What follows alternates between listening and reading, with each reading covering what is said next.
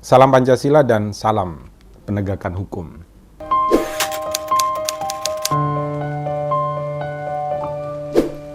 Dulu, waktu kita semua dalam berbagai perbedaan kita, menghadapi persoalan yang sama. Karena dijajah, maka kita semua itu mampu untuk meninggalkan ego pribadi kita, ego kesukuan kita, kelompok kita, etnis kita, lingkungan kita. Persoalan yang sama, ingin merdeka supaya kita mampu untuk mengelola seluruh ciptaan Tuhan ini secara bebas di dalam kemerdekaan kita dalam satu kesatuan.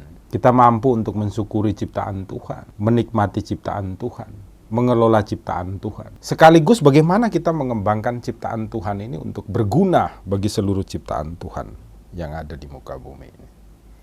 Maka pada saat itu semua ego-ego itu direndahkan dan ego kebersamaan kita itu yang didahulukan. Apa? Indonesia merdeka. Tetapi para pendiri bangsa ini sadar setelah merdeka tentunya maka kelompok-kelompok tertentu, suku-suku tertentu, kepentingan-kepentingan tertentu itu akan menjadi saling mengutamakan diri di dalam apa? Kehidupan bersama kita di rumah Indonesia. Maka para pendiri bangsa ini kemudian menyusun sebuah filosofi, yaitu apa? Pancasila. Sebagai peta jalan kita di dalam menikmati kemerdekaan yang sudah diperoleh oleh kita. Sebagai terang bagi kita untuk hidup bersama di rumah Indonesia. Para pendiri bangsa sadar bahwa untuk tetap merendahkan ego pribadi kita, kelompok kita, etnis kita, suku kita, maka sila pertama itu harus sila yang mengutamakan kecerdasan spiritual. Nah, kecerdasan spiritual itu kemudian ditelurkan di dalam sila ketuhanan yang Maha Esa. Supaya saya, Anda, kita semua menggunakan agama kita, aliran kepercayaan kita, untuk kemudian bisa mengerti tentang kehendak Tuhan. Sehingga kita mampu untuk mengelola seluruh ciptaannya, menikmati seluruh ciptaannya, mengembangkan seluruh ciptaannya, menjadi surga bagi kita di bumi ini. Karena hidup itu lahir tidak bawa apa-apa, mati tidak membawa apa-apa. Maka gunakanlah ini untuk bekerja. Bekerja kepada siapa? Bekerja kepada Tuhan. Dengan cara apa? Melayani, melindungi, mengayomi semua ciptaannya secara baik. Supaya bisa hidup di dalam rumah Indonesia ini.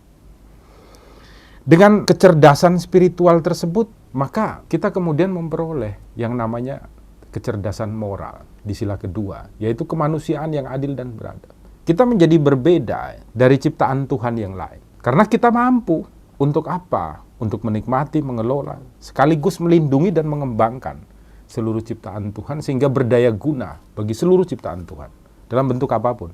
Dari situlah kemudian maka kecerdasan intelektual itu akan terasah sehingga kita kemudian menjaga persatuan.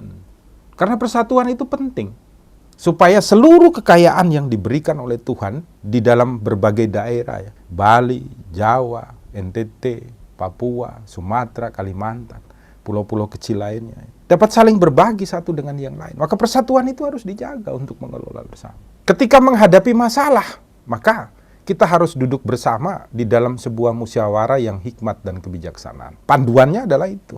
Itu sila keempat. Maka yang terwujud adalah keadilan sosial bagi seluruh rakyat Indonesia. Sayangnya saat ini itu ketika orang mendapatkan kekuasaan, maka dia akan berusaha untuk mempertahankan kekuasaannya. Mendapatkan kekayaan, maka dia akan berusaha untuk mempertahankan kekayaannya. Mendapat publisitas, dia akan berusaha untuk menjaga agar dia tetap dikenal oleh semua orang. Tidak ingin untuk menggunakan seluruh kehidupannya itu untuk kebersamaan kita dalam satu kesatuan. Makanya jangan heran kalau di bidang hukum itu sekarang orang-orang yang berkuasa atau kroni-kroninya atau juga para penegak hukum sendiri semuanya melakukan hal-hal yang tidak adil dan tidak benar, tidak tepat. Ada rakyat kecil dihukum, orang yang punya status sosial lebih tinggi atau penguasa atau masih masuk di dalam lingkup penguasa, mereka tidak dihukum atau hukumannya lebih ringan. Dalam bentuk untuk pelayanan sosial yang diperintahkan undang-undang pun itu tidak dilaksanakan. Seperti fakir miskin dan orang-orang terlantar harus dipelihara negara. Orang sakit diobati. Orang yang tidak dapat mengakses pendidikan diberikan secara gratis. Kalau kita mau terbuka dan Anda mau buka mata, buka telinga, buka hati, turun ke lapangan, faktanya seperti itu. Karena apa? Karena kita tidak menggunakan peta jalan, terang yang sudah disediakan oleh para pendiri bangsa. Tidak mau duduk untuk merenung, menghayati, dan sekaligus mengerti tentang peta jalan itu dan mempraktekkannya di dalam kehidupan nyata. Setiap Jumat mungkin masjid-masjid penuh, setiap minggu gereja-gereja penuh, hari-hari ibadah ataupun peristiwa-peristiwa spiritual di dalam aliran kepercayaan kita laksanakan seperti membuat sesajen dan lain sebagainya.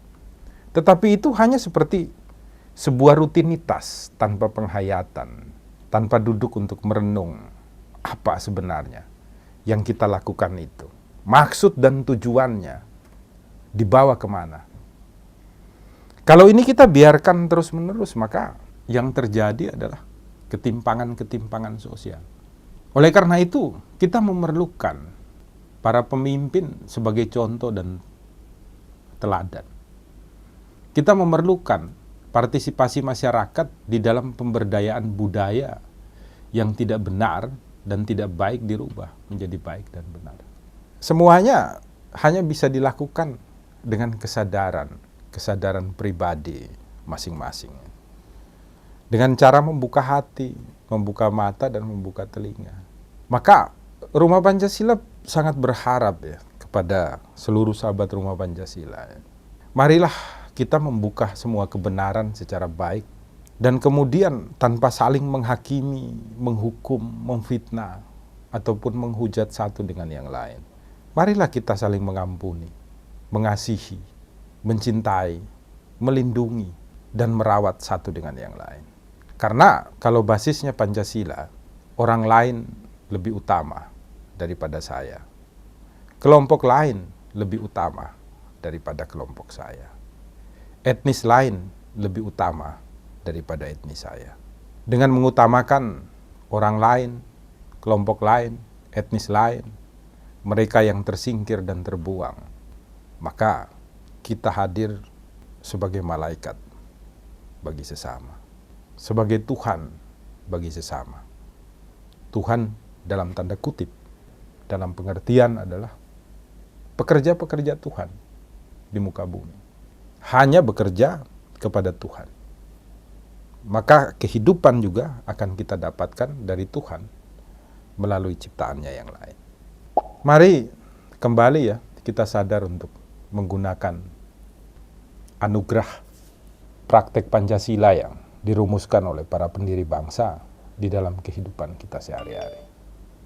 Bukalah ruang diskusi ini untuk kita duduk merenung dan kemudian kita bangkit kembali untuk bersama-sama saling mengampuni, mengasihi, dan melindungi satu dengan yang lain. Salam Pancasila dan salam penegakan hukum.